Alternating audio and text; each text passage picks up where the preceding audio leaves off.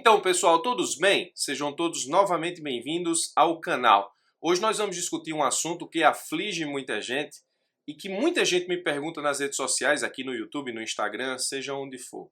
Muitas pessoas querem saber até da minha experiência. Professor, quando você foi fazer a prova, como foi? Foi tranquilo? Você estava calmo? Estava nervoso? Enfim, como é que eu vou fazer uma prova de boa? Como é que eu faço uma prova sem deixar com que nervosismo, ansiedade me ataquem ou coisa parecida? Bom, o que eu vou conversar contigo hoje é justamente isso. Como fazer provas, entre aspas, de boa. Bom, isso passa por uma premissa. Veja bem, o momento de fazer provas é um momento onde a ansiedade está no pico. Aliás, ansiedade e estudo para concurso é uma coisa que anda um pouco conjugada. Todo mundo que estuda para concurso quer passar rápido, quer aprender rápido. Todo mundo que estuda para concurso quer encurtar o tempo que se estuda para que se passe rápido e para que se possa desfrutar do cargo e da vida depois de passar. Todo mundo quer aprender rápido, passar rápido. Todo mundo quer. Ora, a ansiedade surge de onde? Surge do seguinte: eu estou no ponto A, que é onde eu preciso estudar para passar no concurso. O ponto B é o ponto da aprovação. Eu preciso correr um trajeto entre A e B, eu preciso caminhar esse trajeto, eu preciso passar pelas etapas. O que é ansiedade? A ansiedade é o sentimento que faz com que eu deseje ardentemente chegar ao ponto B antes de passar por todas as etapas entre A e B. Isso é a ansiedade. É normal, todo mundo faz isso, eu fiz isso, eu tive ansiedade quando eu estudei para o meu concurso, todo mundo tem. Nas vésperas da prova, na semana que antecede a prova, na própria véspera da prova e na prova, esses são os momentos de picos de ansiedade.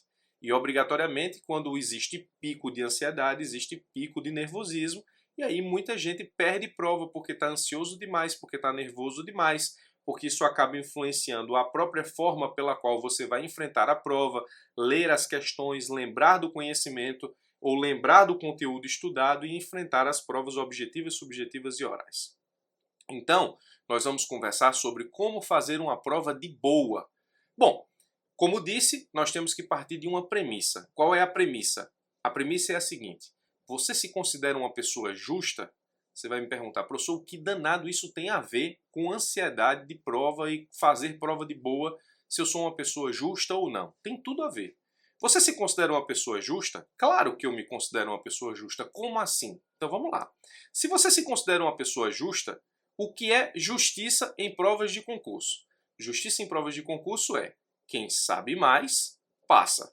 Quem sabe médio, bate na trave. Quem sabe menos ou não sabe nada, não passa. Esses são os critérios de justiça que eu conheço em provas objetivas, por exemplo. Você vai para uma prova objetiva. O que é justiça? Quem sabe mais, obrigatoriamente tem mais chances de passar. Quem sabe médio vai passar ali na rabeta do corte ou bater na trave e não passar. Quem não sabe nada ou sabe pouco, não vai passar. Basicamente, esse é o parâmetro de justiça em uma prova objetiva de concurso. Pode ser que na prática uma ou outra situação não se confirme, mas no geral é isso. Então, se você se considera uma pessoa justa, vou te perguntar a seguinte situação: você acha justo alguém que chegue numa prova e não sabe quase nada passar? Não, eu não acho justo e espero que você também não ache. Espero que você também não pense que isso é uma situação de justiça. A partir desse parâmetro e a partir desse prisma, me responda: quando você chega numa prova, você já parou para pensar a quantidade de conteúdo que você estudou em relação à quantidade de conteúdo que está no edital e que cai na prova? E que esse parâmetro é justamente o parâmetro que vai fazer com que você crie expectativa na prova? Já parou para pensar nisso ou não? Ou seja, qual é o parâmetro para que eu crie expectativa na minha prova? Sendo eu uma pessoa justa, o parâmetro que eu crio expectativa para a minha prova depende daquilo que eu estudei em relação àquilo que é cobrado no edital. Se você não fizer esse parâmetro de justiça na sua preparação, você vai se frustrar. Por quê? Tem muita gente que diz assim: professor, eu vou fazer essa prova porque é na PGE do meu estado, é a prova da minha vida. Meu amigo, minha amiga, esqueça esse negócio de prova da sua vida, porque eu nunca vi isso dar certo. Eu nunca vi, eu já tive aluno extremamente preparado para uma prova, que a prova foi no município dele ou no estado dele, e que veio com essa onda de prova da minha vida, prova da minha vida, prova da minha vida, e a pessoa extremamente preparada foi consumida por ansiedade e nervosismo e não passou.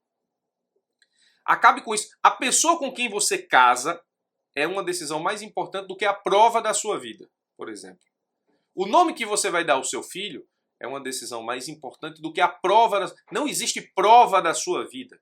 Você estuda para um conjunto de provas e vai chegar um momento em que você vai passar em uma prova e essa prova pode ser a prova da sua vida, porque pode ser o carro que você fique nele, ou pode ser uma prova que te permita assumir um cargo trampolim para, então, ir para outro concurso. A prova da sua vida é aquela que te permite passar no cargo que você vai ficar até se aposentar. Então esqueça esse negócio de prova da minha vida, porque isso só traz uma carga de nervosismo e ansiedade que prejudica o dia da prova, a véspera da prova e as semanas que antecedem a prova, até a própria preparação para aquela prova.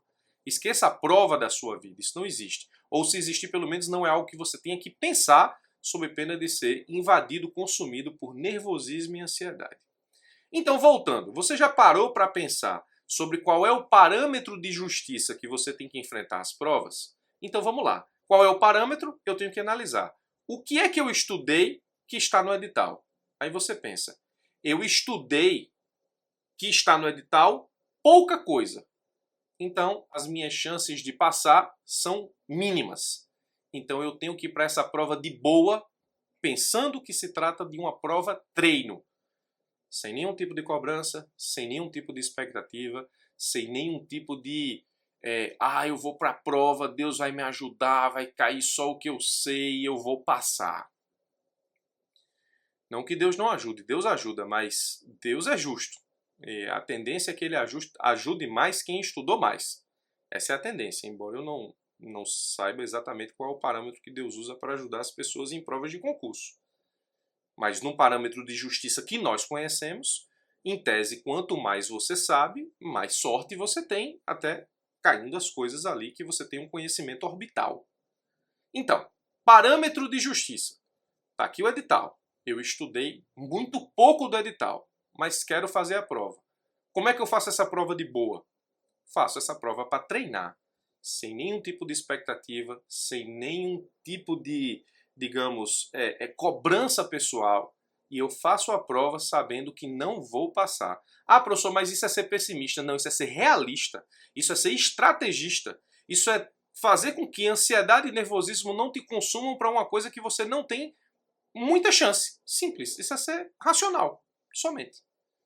Estudei pouco. Edital tá lá. Não sei quase nada do edital ou estudei muito pouca coisa do edital. Vou para a prova para treinar. Treinar. E treinar o quê? Treinar o que eu estudei. Aí você vai lá e na prova você vai analisar. Do que eu estudei já, não o edital inteiro, mas do que eu estudei, o que eu acertei ou o que eu errei. Aí você faz a análise para saber o seu desempenho em relação ao conhecimento acumulado. Segundo ponto para fazer prova de boa. Se o que eu estudei é 50% do edital, eu sei que 50% não dá para atingir o corte, mas eu tenho chance porque vai que cai muita coisa que eu sei e deixa de cair coisa que eu não sei. Então eu vou fazer uma prova com chances de passar. Estudei 60%, 70% do edital. Eu vou com chances de passar. Então eu vou criar uma expectativa do seguinte, eu vou fazer uma prova, se der, deu, se não der, não deu, toca o barco. Então esse é o segundo ponto para fazer prova de boa. Eu sei muita coisa do edital, mas tem muita coisa que eu não sei. Então eu tenho chances de passar próximo do corte ali ou um pouco acima do corte. Eu posso ficar no corte, um pouco acima do corte ou um pouco abaixo do corte, sem expectativas amplas. Eu vou com chances. Se der, deu. Se não der, não deu. Terceiro ponto para fazer prova de boa. Tá aqui o edital. Eu sei quase tudo do edital.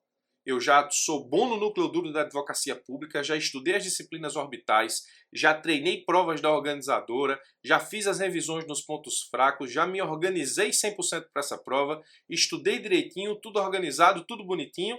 Aí você vai para a prova de boa, porque você tem muitas chances de passar e você sabe que o seu trabalho foi bem feito e que agora é enfrentar a prova. Pode ser que a prova tenha alguma coisa estranha aí que você perca, mas a chance de passar é muito grande. Então você tem que ir para a prova de boa, sabendo que o seu resultado ou o seu trabalho é de meio. Ou seja, eu faço a minha parte e espero a prova. Se a prova for minha, e nesse caso específico, de acordo com tudo aquilo que eu estudei, vai dar para passar e vai dar para passar de boa. Então, quer fazer prova de boa? Primeiro tenha um parâmetro de justiça. Estudou pouco? Faça a prova para treinar, se quiser fazer. Estudou médio, mas não ainda com chances reais de passar? Você tem chance de passar ou não, a depender do que caia. Vá para a prova de boa, sabendo que pode ser que passe, pode ser que não, sem ansiedade, porque você não tem uma obrigação. Estudou o edital quase inteiro, sabe quase tudo que cai nos concursos da advocacia pública? Vá para a prova de boa, porque a tendência é que você faça uma excelente prova, já que as provas se repetem, as questões se repetem e a forma da prova você já conhece, porque já treinou bastante. Então, por que você tem que fazer provas de boa? Porque se você vai para a prova treino, você vai para a prova sem nenhuma obrigação. Se você vai para a prova com chances de passar, se passar é surpresa, se não passar, era o esperado. Se você vai para a prova com chances reais de passar e vai passar, o resultado da prova passando é só obrigação.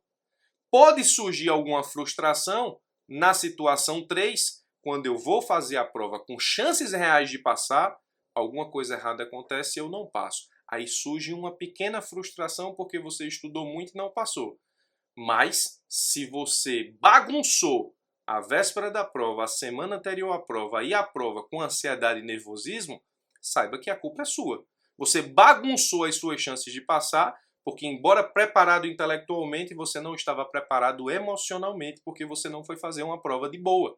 Então pode acontecer justamente da sua situação de ansiedade e nervosismo atrapalhar toda a preparação que você tem em uma prova para passar no ponto 3. E aí eu já vi isso acontecer.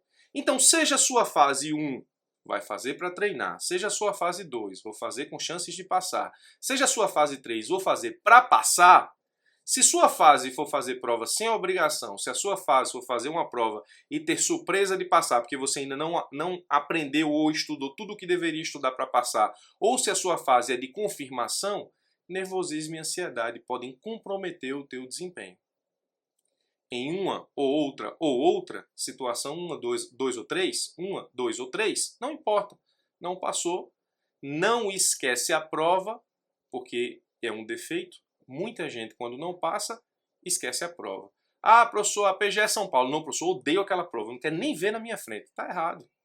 Se você não passou na prova, você tem que fazer um diagnóstico da prova. Você tem que pegar a prova, colocar a prova no raio-x e saber o que é que você acertou e o que você errou. E fazer um caderno de erros do que errou. É assim que você garante não errar aquilo nas provas vindouras. Não adianta odiar a prova. Ela não tem nenhum sentimento para com você. Então, odiar é unilateral. A prova está nem aí para você, na verdade. Você vai odiar a prova por quê? Porque ela não está nem aí para você. Então, você não pode odiar a prova. As provas que você perdeu, elas dizem muito da sua preparação. Você tem que, na verdade, gostar muito de errar. Por quê? Ou melhor, não gostar de errar, mas gostar muito de aprender com os erros. Você pega a prova que você foi reprovado, faz um raio-x dos erros e dos acertos, entende quais foram os erros e garante não errar aquilo no futuro, porque muitas questões se repetem. Inclusive, eu tenho um vídeo aqui sobre como as bancas repetem questões. Se você quiser assistir, recomendo veementemente. É assim que se faz prova de boa, a partir de um parâmetro de justiça e sabendo exatamente, dentro do parâmetro de justiça, se você faz prova para treinar, se você faz prova com chance de passar, e aí a chance de passar existe também chance de reprovar, ou se você faz prova para passar. E aí você vai fazer a prova de boa, porque na prova treino sem obrigação, na prova com chances de passar você tem que encarar como uma surpresa, e na prova que você vai passar, você encara como uma confirmação. Se não passar, diagnóstico da prova, 100%, o que acertou e o que errou, bola para frente, próxima prova, vamos estudar de novo, reestabelecer estratégia, aprender com os erros para enfrentar outras provas no ponto 3, com chances reais de aprovação. É assim que se faz prova de boa. Eu sou o Birajara Casado, se você quiser continuar recebendo vídeos como esse, se inscreve no canal, clica no sino que tem aqui embaixo. Todas as vezes que eu subir conteúdo novo, você vai ser notificado por e-mail e também pelo celular. Forte abraço e até os nossos próximos vídeos.